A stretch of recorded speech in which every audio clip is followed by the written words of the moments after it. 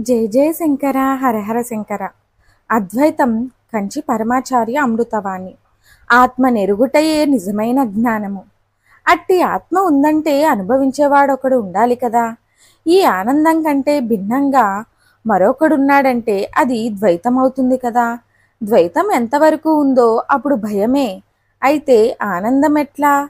కనుక ఆనందాన్ని అనుభవించేవాడు ఆనంద స్వరూపి కావాలి. ఆత్మ అనగా నేను.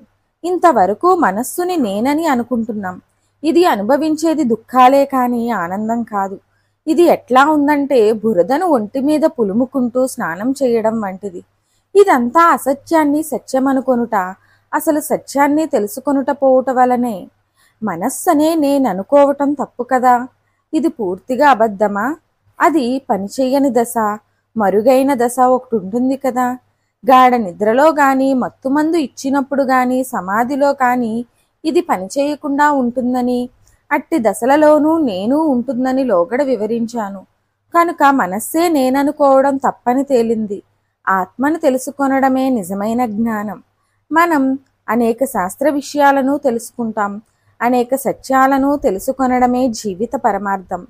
అనేక కళలను, శాస్త్రాలను అభ్యసిస్తాం. సుఖ సాధనాలను కనుక్కుంటాం.